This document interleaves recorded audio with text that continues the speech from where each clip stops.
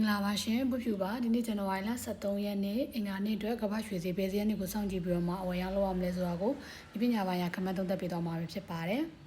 ဒီနေ့မှာဆိုရင်ကမ္ဘာရွှေရတောင်အောင်စကို4590ဈေးနဲ့ဈေးစဖွင့်လာခဲ့တယ်ပေါ့နော်အခုလက်ရှိချိန်ထိအမြင့်ဆုံး4608ထိတက်ထားပါတယ်အနိုင်ဆုံးအနေနဲ့ကတော့4583ထိကျထားပါတယ်လက်ရှိမှာတော့4586ဝန်းကျင်မှာဈေးတက်ကျသွားနေပါတယ်ရှင်မနေ့ကနဲ့ဆိုရင်တော့ဒီနေ့ကမ္ဘာရွှေဈေးကနည်းနည်းပြန်ကျလာတာတွေ့ရတယ်မနေ့ကဆွဲပေးထားတဲ့ resistance support level လေးထဲမှာပဲကနေလေးတွေတက်ကျသွားနေတာတွေ့ရပါတော့လက်ရှိမှာ H1 နဲ့ပဲ analysis လုပ်ထားဖြစ်ပါတယ်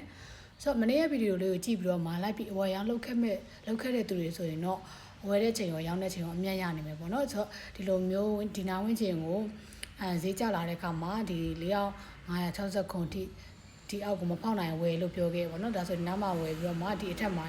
ပြန်ပြီးတော့မှရောင်းခဲ့မယ်ဆိုရင်ဒါအဝယ်ရောအယောင်ရောနှစ်ခုလုံးမှာအကျိုးမြတ်ရနေမှာပဲဖြစ်ပါတယ်ရှင်ဆိုတော့ဒီနေ့မှာလည်းလက်ရှိ rate က4600နဲ့4560ဒီကြားထဲမှာပဲရှိနေသေးတာဖြစ်တဲ့အတွက်ဒီဈေးနှစ်ခုကိုပဲအဓိကဆောင်ကြည့်ရမှာဖြစ်ပါတယ်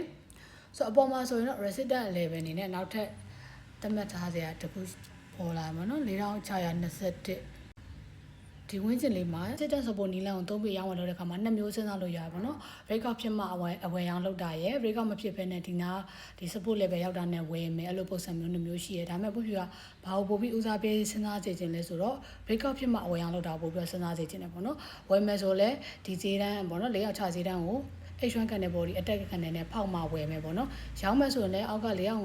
560ဒီဈေးတန်းကို break out ဖြစ်နိုင်မှရောင်းမယ်အဲ့လိုမျိုးပေါ့နော်ဒီလိုမျိုးအယောင်းဝယ်လုပ်တဲ့အခါမှာတေချာတဲ့ကန်တဲ့ confirmation ကိုစောင့်ပြီးတော့မှအယောင်းဝယ်လုပ်တာဖြစ်တဲ့အတွက်ရောင်းမဝယ်မှကင်းတယ်ပေါ့နော်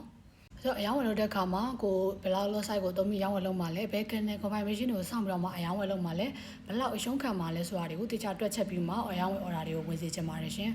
နောက်ပြီးတော့ဒီလက်တလောအတွင်းမှာအမေရိကန်နိုင်ငံအတွင်းမှာပေါ့နော်နိုင်ငံရေးအခြေအနေမတည်ငြိမ်တာလေးရှိနေတယ်ပေါ့နော်အမေရိကန်နိုင်ငံရဲ့ဗဟိုဘဏ်ဥက္ကဋ္ဌဒီပေါ်ဝဲကိုစစ်စီးတွေပါလုံနေပေါ့နော်ဆိုတော့ဒီသတင်းရလက်တွေနောက်ထပ်ဒီညမှာထွက်ဖို့ data တွေရှိသေးတယ်ပေါ့နော်အဲ့ဆိုဒီ data တွေကြောင့်မို့ကမ္ဘာရွှေဈေးတွေလာရကဒီညမှာအလောက်ခက်ကျန်းနိုင်တယ်ဆိုတော့ဒီနေ့ညအယောင်းဝယ်လုံးမဲ့သူတွေအနေနဲ့မဖြစ်မနေ TPS ဆန်ထားပြီးတော့မှအယောင်းဝယ်လုံးအောင်မှာပဲဖြစ်ပါတယ်ဆိုတော့ဒီနေ့ညထွက်ရှိမဲ့ကနေဒါနယူးကိုတစ်ချက်ကြည့်ကြည့်ပါမယ်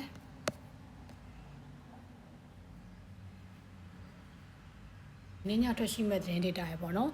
မြန်မာစံတော်ချိန်နဲ့ဆိုရင်ည9:00နာရီထိုင်းချိန်နဲ့ဆိုရင်ည8:00နာရီခွဲပေါ့နော်ည8:00နာရီခွဲမှာထွက်မဲ့သတင်းတွေပေါ့နော်ဒီသတင်းတွေရလက်တွေကကမ္ဘာရွှေဈေးကွက်ကိုလှုပ်ခတ်ကိုတော်တော်လေးကျန်းနိုင်တယ်ပေါ့နော်ဆိုတော့ဒီနေ့ညမှာအယောင်းဝယ်လုံးမဲ့တွေအနေနဲ့သတိထားပြမှအယောင်းလို့စေချင်ပါတယ်ဖြစ်နိုင်ရင်အယောင်းဝယ် order လေးတွေကိုနားထားတာပို့ပြီးမှအဆင်ပြေပါတယ်ရှင်